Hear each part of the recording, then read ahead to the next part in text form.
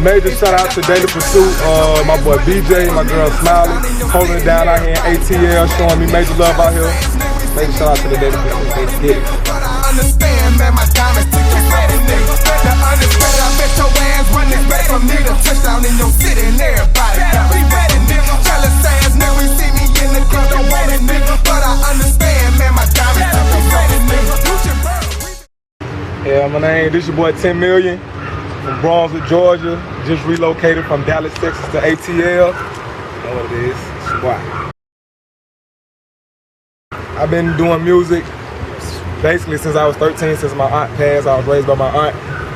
She passed and I just went to writing music, writing poems.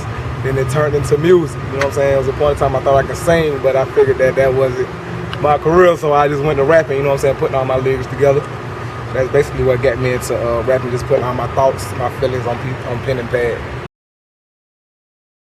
Yeah, Tupac, that's one of my favorite rappers. Trick Daddy, that's my #1 favorite rapper, you know what I'm saying? Plies, Jeezy, just that down south, real music. I just like real music, you know what I'm saying?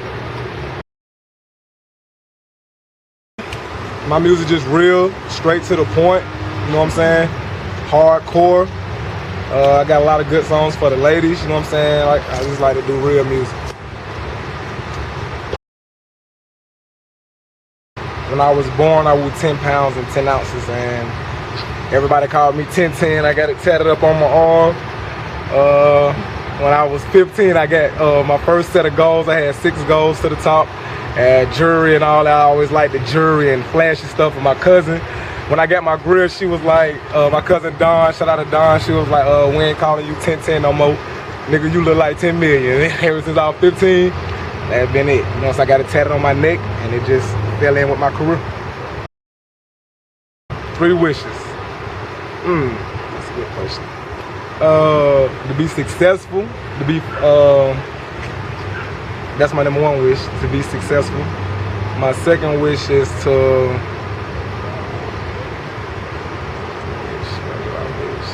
I just want to conquer. That's my second wish, to conquer, to be a tycoon, you know what I'm saying? I want to be an owner. I wish to be a major entrepreneur, you know what I'm saying?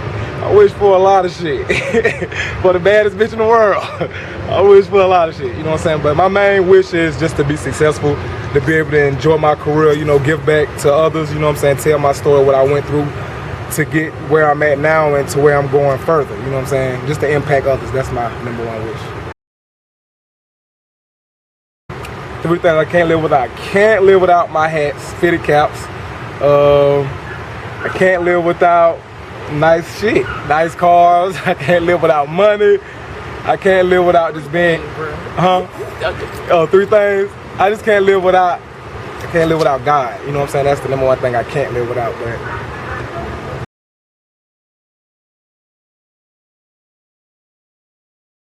Man, it's crazy. I came from a small city in Georgia called Brunswick, Georgia. City where nobody there's no rappers or none of that. Shout out to my cousin, Kwame Brown. He was first draft pick, straight out of Brunswick. He inspired me. Once he got drafted and went to the NBA or whatever, that really inspired me to pursue my career and want to be successful. That let me know that I can be somebody major. So, I went to rapping in my city, you know. I went to rapping. I went to rapping in my city as a local artist. I sold my city up, you know what I'm saying, in Brunswick. Got well known. It was too small, you know. It wasn't no opportunities there, so I got into a contest with So Def, the BET Awards, with some shit with So Def. I entered that. I was one of the top 5 in that. Ended up in the front page newspaper, my city, all that there, and I relocated. I had a decision to relocate to Louisiana. Shout out to Crystal, a manager out in Louisiana, hit me up. She seen me on YouTube and offered me to come out there and work with Hurricane Chris and a few other artists. So I went out there and I stayed out there for like a month, 2 months. Things wasn't moving how I wanted them to move. You know, I was on a mission and it wasn't moving fast enough. So I talked to my brother who was staying in Arlington, Texas, out there by Dallas, and he was just like, you know, Dallas, what's up right now? Come out to Dallas. So I flew to Dallas with $70. You know what I'm saying? I had a few clothes, and had to get my plane ticket. I had like $70. I flew to Dallas. Like my first week and a half, first 2 weeks in Dallas, I was like damn near homeless, you know what I'm saying, struggling, you know, trying to get my music out there. I went and did a few open mics. I met a manager, I met a management, Polar Hit Records, and also Brown Management. Shout out to Gerard Brown, that's my manager now. He seen me perform twice downtown in downtown Dallas at an open mic. Came to me with a good little offer, you know, to get my career started or whatever. So I took that. I ain't have really no other choice. And ever since then, it's just been all great. I stayed in Dallas for 2 years. I was filmed my first movie, The Cathedral Key Legacy. Was working on a cartoon called The Fixers, produced by J Heath Productions. Finished the album there called Made Famous. You can check that out on www.com at thereal10mil.com. Stayed in Dallas for 2 years. Dallas was hard. Dallas was probably like the hardest challenge for me to be able to accomplish what I accomplished there in ThA.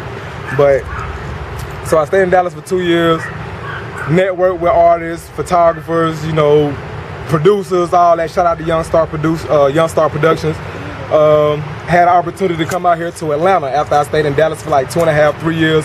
Dallas, it was kind of hard for me in Dallas because I'm a down south artist. You know, my music is straight, real, you know, straight to the point. It's not a lot of dance music, or it was hard for me to cope with all the dance music and the Dallas sound. So, you know, a lot of people were just telling me to relocate, come to ATL. You know, I got a good fan base in Dallas. I did my thing while I was there, but I wasn't where I felt like I was supposed to have been just because of the area I was in. So I relocated and came out here to ATL. I've been out here in Atlanta for like a month and a half, and shit, everything been great ever since I touched down. Shit, I love ATL. This is where I'm at, you know what I'm saying? I'm gonna be here for a minute. My advice I have to give the other artists is you just have to know your worth in this industry. You have to separate yourself from, this is what I do. I can't tell the next man what to do, but this is my process. Like, I just try to separate myself from all the other artists, you know, be me, you know what I'm saying, my own little swag. I go my own little route, you know, grind hard, you know what I'm saying, stay in the studio. Networking is the #1 thing. This industry is all on who you know what I'm saying. You have to know the producers, the DJs, you know what I'm saying, the other artists, major artists, you know what I'm saying.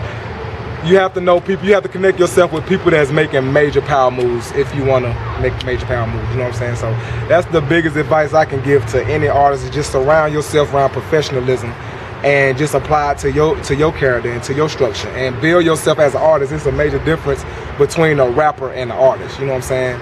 So once you find yourself as an artist, I think that's when you become a product, you know what I'm saying, and you can sell yourself. Right now I'm about to start working on a mixtape, working on my first mixtape, and I'm about to start working on my second album. I got a couple little things in process with Jazzy Faye, Needy Beats, as far as my production on my album and my mixtape. So all that's in process, you know what I'm saying? So just stay on the lookout for all that's coming up. Shout out to my publicist, Montage PR. She's a hell of a publicist. Shout out to my manager, Brown Management. Shout out to my city, Brunswick, Georgia, for supporting me like crazy. You know, they showing me so much love, you know what I'm saying. Without them, I think I would have been probably gave up, but my city support me so hard till I can't do nothing but go up. Shout out to ThA, shout out to Young Star, shout out to Brandy Vaughn, Braylon, shout out to Mr. Serg, shout out to my boy SP, that's my main homie out there in ThA, you know. Shout out to my little brother, Kev Lowe, him and his rap group out in Brunswick. They doing their thing, the Drop Boys, shout out to them. One Way, shout it, you know what I'm saying? That's about it. You can follow me on Twitter at ThAReal10mil, DAREAL, the number 10 MILL, or www.thereal10mil.com. That's my website. Hit me up on Facebook, 10 mil. Just Google 10 million, put in rap artist 10 million, and you can find me. All my shit, Facebook, website, Twitter, Reverb Nation, whatever. My daily pursuit is to get rich. Every day I'm on a grind. I'm trying to get it. You know, I'm trying to connect myself to the right people. You know, I'm all about progressing. You know what I'm saying? Every day I have to progress. If I feel like I ain't progressed, I have a fucked up day. So that's my daily pursuit, is to get it. Shout out to the new